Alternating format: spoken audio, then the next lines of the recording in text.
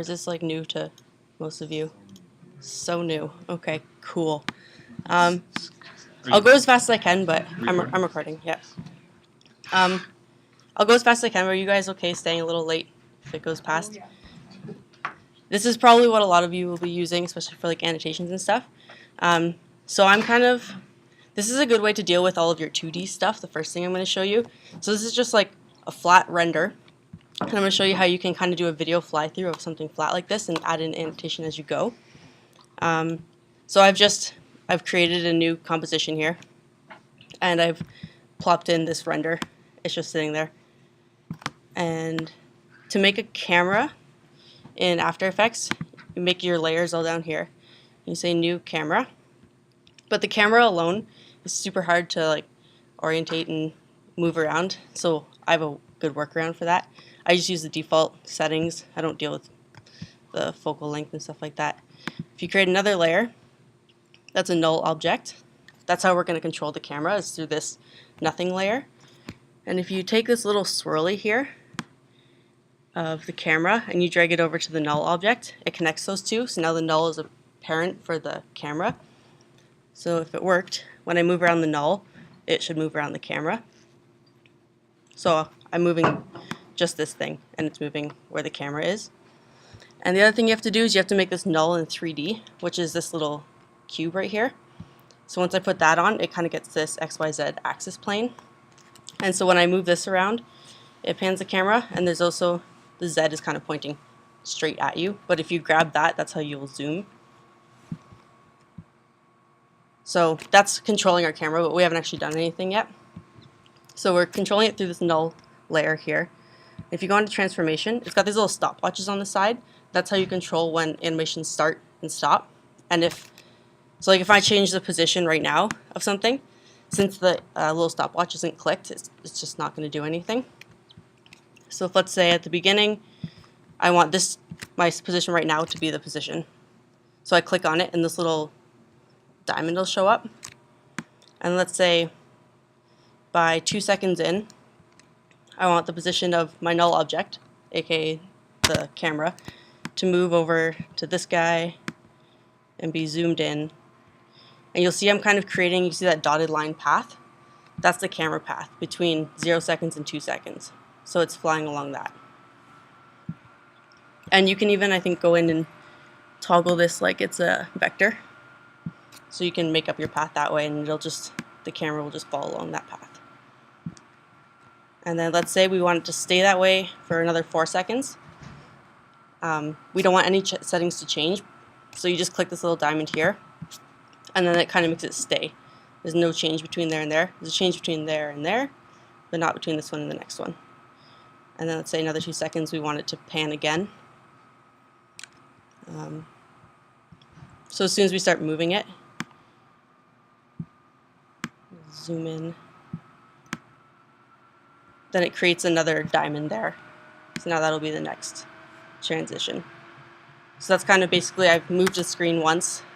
The render's really slow, but I moved it once and it'll stop there, and then I moved it again. And then again I can put it over here, set another anchor point, and it'll pause between there. So I've got my 2 little movements. So this is how you can kind of have a moving part and then stop it for annotation, and then move it again and stretch something like an image out into a minute video. And now I'll show you how to kind of put in a quick annotation.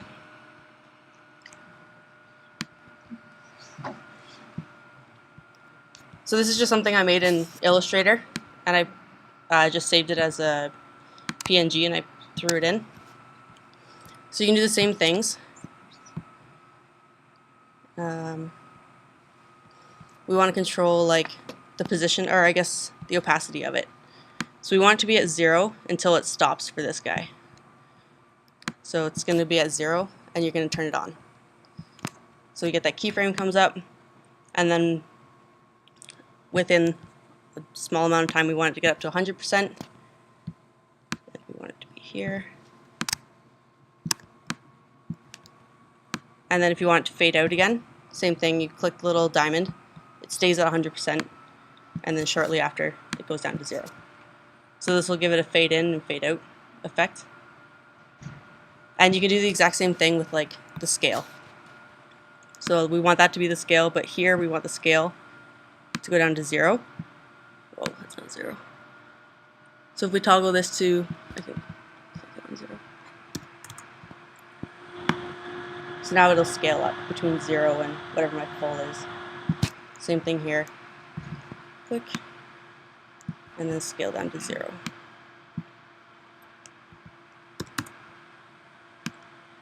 So that's like adding a little bit of pizzazz to your annotations.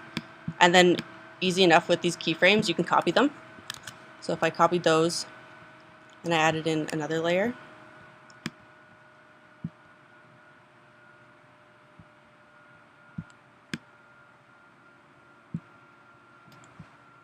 and I want it to pop up at our next camera pan.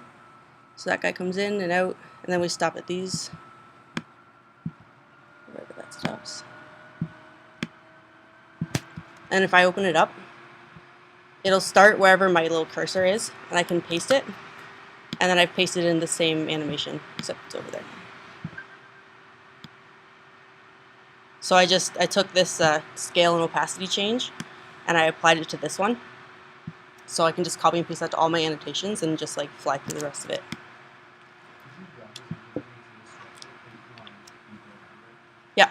Yeah, so if you run through and you're like, crap, my video's 50 seconds long, I need to make these all a little longer, you can just highlight those last ones and pull them over. Yeah, super easy. So that's kind of the first thing I was going to go over. Is that cool with everyone? Any questions? Okay, things get really cool in the next ones.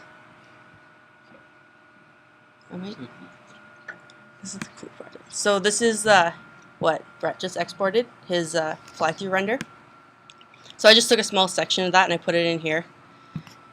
And I'm going to get rid of that. And I'm going to show you guys how to set a tracker point within something that's a 3D context like this. And there's two different kinds of tracker points. You can track the camera motion, or you can just track the motion of what's on the screen. So it's kind of like a 2D version and a 3D version. First one I'm going to do is the easier one. It's a 2D version. You click on your layer. And I've already got this pulled up here. This is the tracking. Or the tracker thing. If you go up to Window and turn on Tracker, I don't think it's on by default, but that's where you'll find it. And you say Track Motion. It'll come up with this tracker point, and then you want to drag it. It shows you like a detailed view of what's in the center, and you're going to want to drag it to somewhere that's got high contrast, like a corner especially.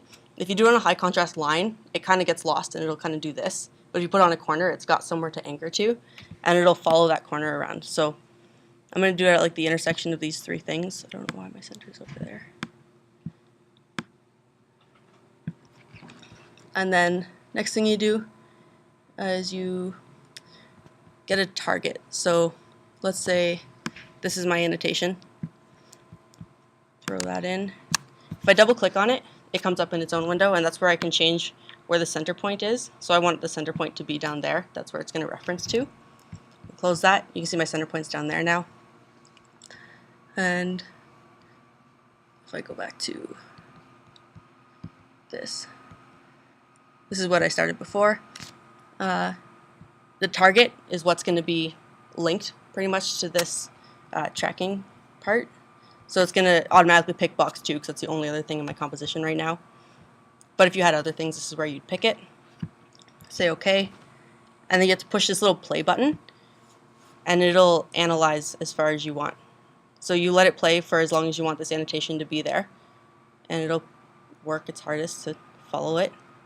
Let's say I want it till there. So I push stop. And then so I've got this playthrough where this box has been following the motion of that little corner I specified. And then you click apply. Okay.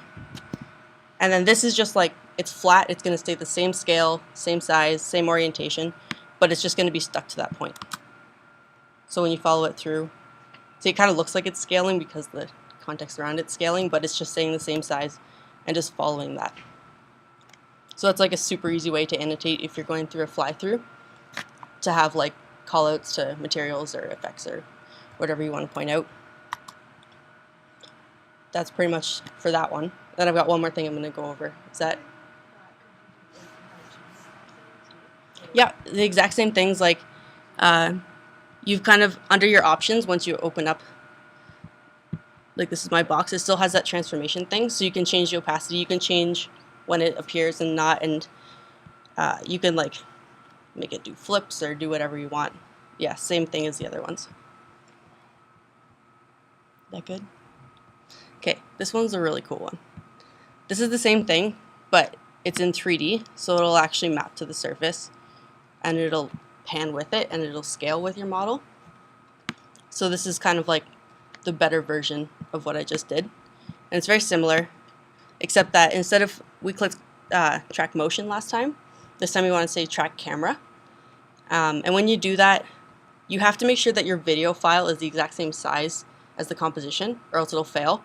It's like a really weird issue that a lot of people run into when they do this. And a way to get around that is like, if this is my video, drag it to the, where is it? If you create it like we did previously, you should be okay. No. Yeah, but when you're creating a composition, if you just say new and then you drop this in, it won't be the same size. And even if you try and scale it, it might be off by like a fraction, and it'll still come up with that error. But if you drag it down into the new, then it'll be the exact same size composition. It's just a weird thing, but that's like the easy workaround. I don't need that anymore. So when you click on, I'm not going to do it because I've already done it and it takes a little while depending on the length of your video. Track camera, and then what's going to come up is this control board for a 3D camera tracker. And what'll show up are these points. So you can see that as I fly through, these are the tracking points that have come up. And when your video's done, these will automatically pop up, and it'll come up with this little target thing that kind of randomly picks 3 of them and triangulates them. And you can just click on any one, right click, and say like create text, and be like edit the text layer.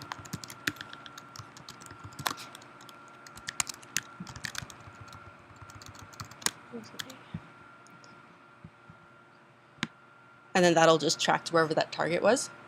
So that's like super simple to do. But if you don't want to just like pick a random one, if you go back to the composition, all those little X's will disappear. If you go back to the composition and say render track points and then click it off again, they'll come back. And if you want to pick like a specific 3, find like the view that you want. Like for this guy right here, I picked like this point, and this point, or something like that. I made my own just by holding shift and clicking 3. And then even when you do it, sometimes it'll be in the right orientation, but it might be like off by a little bit. So it's really easy to fix that too. If you click on the actual thing, I've moved this so the center point is actually in the middle, because before it was at the bottom left. So now I'm controlling it from that center point. If you right click on it and say transform rotation, in here is where you're able to like toggle it a little bit and flip it so it actually fits with the orientation of your model. Because I think when I first put this in, these were all at 0. So it was kind of off by a little bit. It was kind of slanted up and didn't quite look right. So I just came in here and toggled it until it fit what I needed it to do. So any questions about this one? So that's pretty much all I have. I can show you the line thing too real quick if you want to see that. How to trace a line. You guys want to learn that? Okay, I'll go back to this guy. Now if I go into my Illustrator file, I've already outlined these lovely ladies. If I literally just copy, take it into here, put it on my render layer, I'll say paste. I only took a section of it. I didn't select it all. Okay. So it'll paste it in as a vector line, and I can put it into place wherever I want. See if I can remember how to do this. In here is where you can search if you can't find any effect that you're trying to do. Even if you think like, oh, I wonder if they have a tracking, you can just start typing in here and it'll bring up everything you need. So in here there's like a I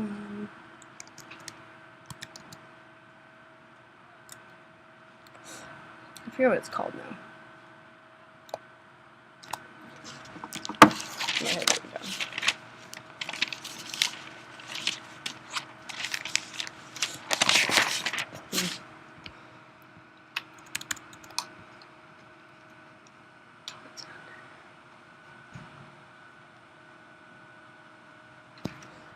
If I knew what I was searching for, this would be a lot faster.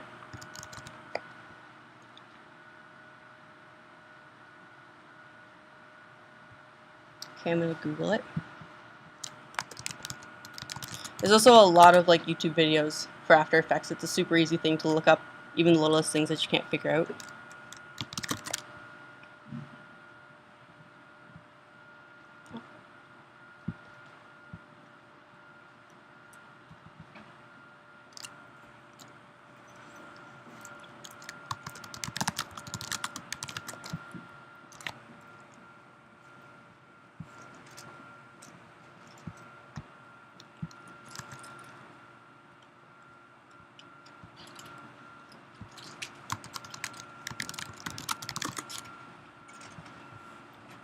Clearly I watched this one before.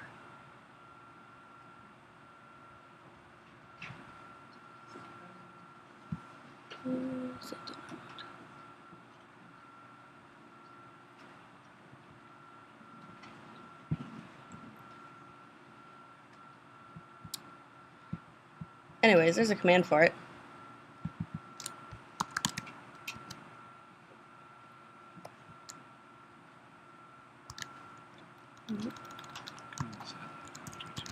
What? Yeah, okay. Well, I'll post this when I figure it out. And then you just, the same way you've got the little diamonds, you start and end. You pick a start and end point, and it'll just draw between those. So if you have like a really long time, it'll draw slower. It's using the same things that you've learned. You just have to apply the right tool to it, wherever that may be. But you're free to go now.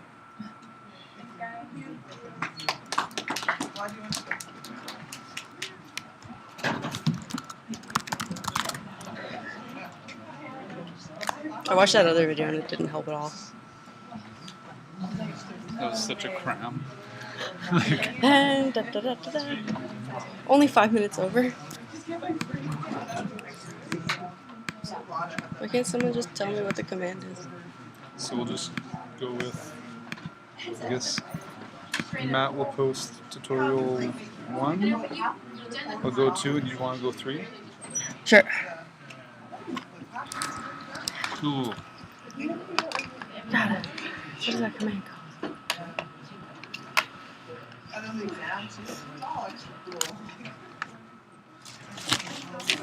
I had it written down on one of my pages.